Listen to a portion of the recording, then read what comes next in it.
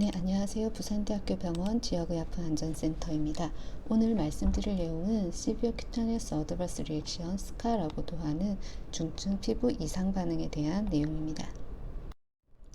먼저 약물 이상 반응이 어떤 것을 의미하는지 세계보건기구의 정의를 살펴보겠습니다. 약물 이상 반응은 예방, 진단 및 치료를 목적으로 적절한 투여 경로로 상용량의 약물을 사용했을 때 발생하는 모든 해롭고 원하지 않는 반응을 말하는 것이고요. 치료 실패나 과용량, 약물 남용, 처방 오류와 환자의 비순응도는 재해가 됩니다. 결국 환자에게 적절한 약물을 제대로 된 용량으로 투여했음에도 불구하고 발생하는 원하지 않고 해로운 이상 반응이 발생할 때 우리는 약물 이상 반응 ADR이라고 정의하게 됩니다. 약물 이상 반응은 A형 이상 반응과 B형 이상 반응으로 또 나눌 수 있는데요. 먼저 A형은 많은 환자에게서 생기는 예측 가능한 이상 반응을 말하고 약 자체의 고유 양리작용과 관련이 되기 때문에 용량에 비례하는 특징이 있고 모든 사람에게서 발생이 가능합니다.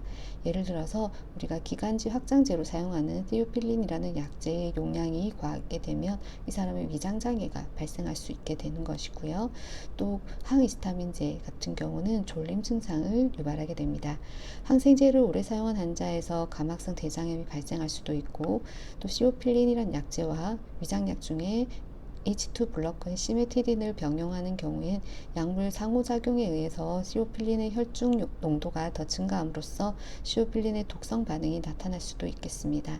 이와 같은 이상 반응은 약의 작용과 관련이 있는 거고 모든 사람에서 발생 가능하기 때문에 환자에게 이 약제를 반드시 중단해야 된다기보다는 환자의 상황에 맞게 적절하게 조정해서 투약을 할 수 있겠습니다.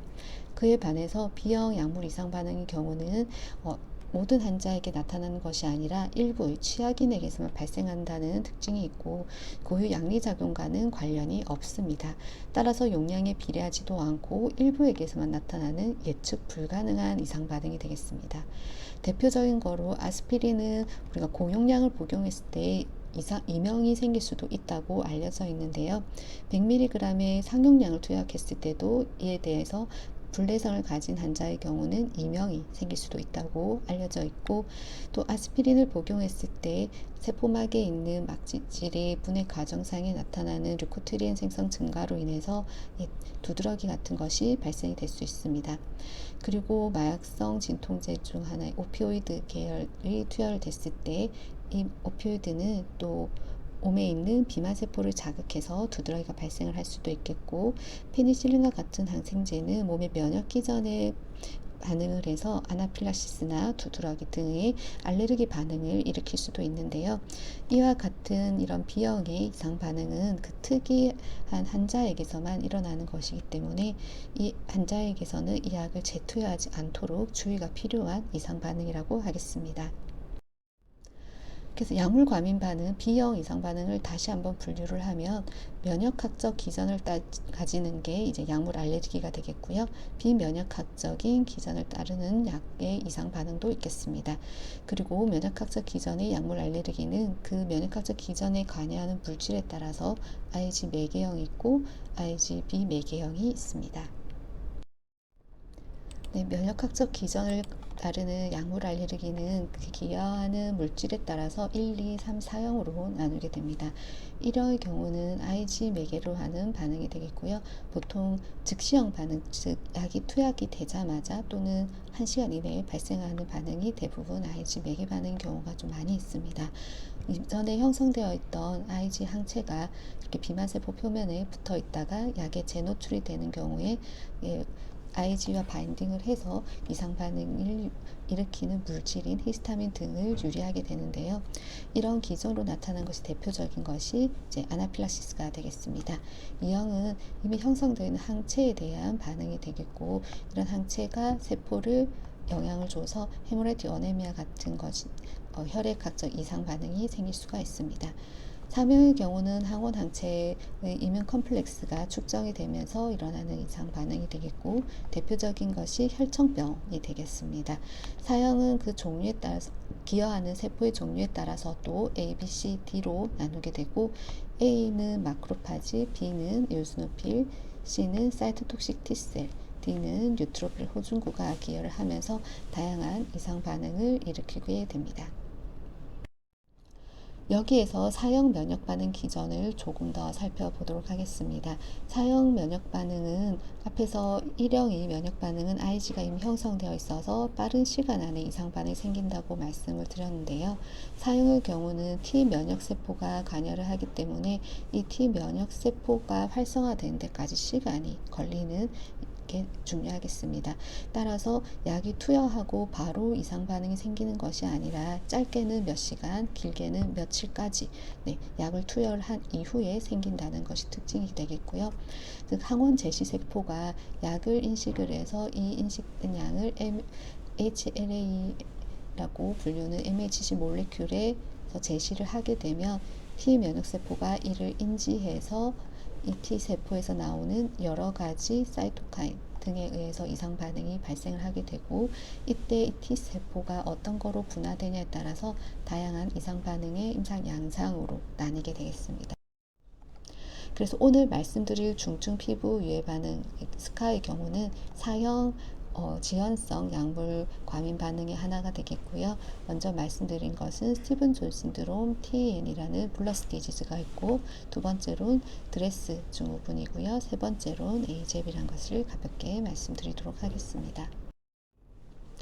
먼저 시비어 큐타너스 어드버스 리액션의 조금 특징을 살펴보면 중증의 이상 반응이라는 거고 예측 불가능하다는 것이고요. 약에 의해서 생기는 지연성 과민 반응이 되겠습니다. 먼저 스티븐슨 증후군과 독성 표피 괴사 용해인 TN을 말씀드리겠습니다. 약을 투여한 이후에 수일 정도의 시간이 소요될 수 있다라고 말씀을 드렸는데요. 그것을 우리는 잠복기라고 말을 할 수가 있겠고, 길게는 한 달까지 잠복기를 가지고 있습니다. 임상 양상이 초기는 마치 감기처럼 오게 되는데요. 열이 나거나 목이 아프거나 권태감 등의 증상이 생길 수가 있고, 이후에 피부에 홍반성 반점이나 수포, 표피 박리 같이 피부가 점점 벗겨지는 임상 양상을 보이게 됩니다. 그리고 점막의 침범도 흔한데요. 가장 대표적인 게 입과 눈에 침범을 하게 되고, 이렇게 눈에 침범한 경우는 합병증으로 시력을 잃게 되는 경우도 있을 수 있기 때문에 반드시 침범을 했는지를 확인할 필요가 있습니다. 그리고 피부가 박리가 되는 과정에 이렇게 손으로 문지르면 쉽게 밀리는 징후를 니콜스키 징후라고 하게 되고, 이게 양성인 임상 양상을 가집니다. 피부가 벗겨지기 때문에 그로 인한 2차 감염의 위험성이 높고 탈수의 증상이 생길 수가 있고, 이로 인해서 사망이 할 수도 있기 때문에 이에 대한 보존적인 치료가 중요하겠고요. 실제 PAN의 경우는 최대 30에서 50%까지 사망률이 보고가 되고 있습니다. 스티븐 존 증후군이랑 TN의 기전을 다시 살펴보면요. 앞서 말씀드린 것처럼 활성화된 T세포가 있겠고, 여기에서 T 면역세포에서 나오는 여러 물질, 그래놀라이신, 퍼포인크렌잔 B 이와 같은 물질들이 표피에 있는 상피세포의 괴사를 유발을 하면서 표피에 박탈이 일어나게 되거나, 또는 상피세포의 파스라는 것과 결합을 하면서 상피세포의 괴사를 유발하는 양상으로 박탈이 일어나게 되는 것입니다. 이로 인해서 물집이 잡히게 되고 피부가 벗겨지면서 이상 반응이 일어나는 것으로 이해하시면 되겠습니다. 그래서 그림을 보시면 조직 검사에서 이렇게 표피가 박탈되어 있는 모습을 보실 수가 있겠고요. 이렇게 약간 검붉은 모양으로 발진이 있는데 중간이 좀 더 진하고 겉이 약간 연한 타겟 모양의 느낌으로 있습니다. 그리고 이런 것이 벗겨지고 있는 양상을 볼 수 있겠고, 여기에는 물집이 크게 잡히면서 물이 아래쪽에 고여 있는 양상을 볼 수 있습니다.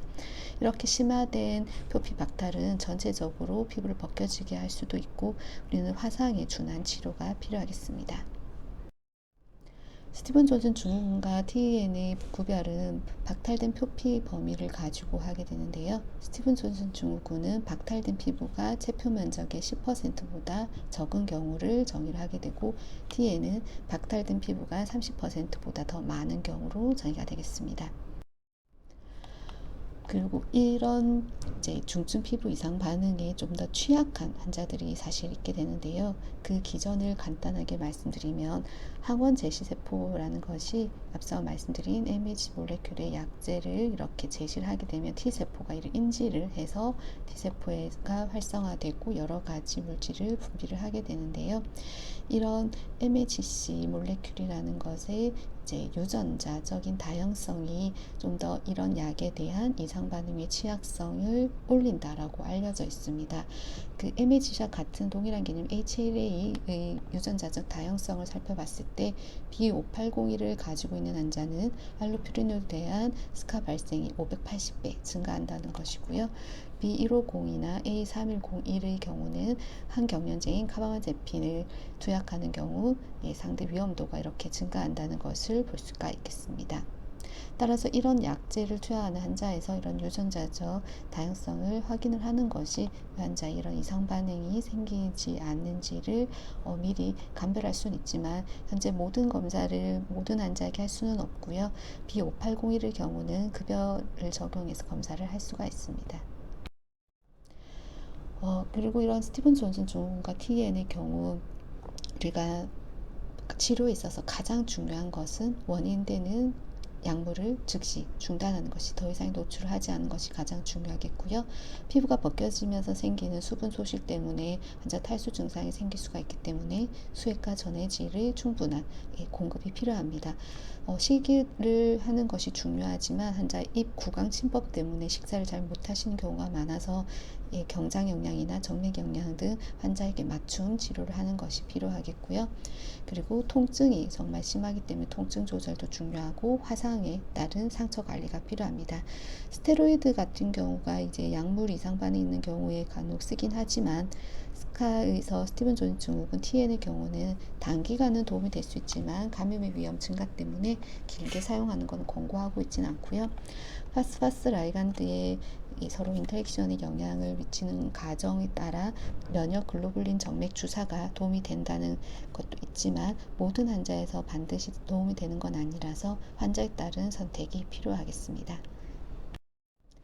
두 번째 드레스 증후군을 말씀드리겠습니다. 드레스 증후군은 드럭 리액션 또는 래쉬라고도 하게 되고요. 드럭 리액션 with eosinophilia and systemic symptom입니다. 즉 발진이 있고 호상구 증가증이 있고 전신 침범이 있는 이상 반응인데요. 이는 잠복기가 스티븐 존슨 증후군이나 TEM보다 좀 더 길겠습니다. 8주까지 잠복기를 가지고 있는 것으로 알려져 있고 가장 흔한 증상은 발진입니다.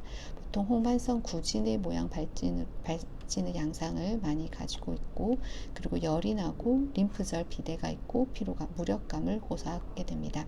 혈액학적 이상이 많이 나타나는데 제일 대표적인 게 호상구 증가증이고요. 하지만 비정형 림프가 증가하는 경우도 동반되기도 합니다. 그 외에 장기에 침범하는 시스테믹 심텀이 나타나게 되는데 가장 흔한 장기는 간이고 그 다음은 신장이 되겠고요. 그 외에 장기도 침범을 할 수가 있습니다. 피부 양상을 자세히 보시면 이런 식으로 다양한 피부 양상으로 드레스 증후군에서 나타날 수 있지만 가장 대표적인 것은 이제 홍반처럼 이렇게 나타나는 것이 가장 대표적인 양상이 되겠습니다. 드레스 증후군의 진단 기준은 여러 가지 진단 크라이테리아가 있는데 먼저 예전에 많이 사용하던 레지스카 그룹의 크라이테리아나 자페니스 컨센서스 그룹의 크라이테리아를 보면 이 환자들이 어떤 임상 양상을 가지고 있는지를 알 수가 있습니다.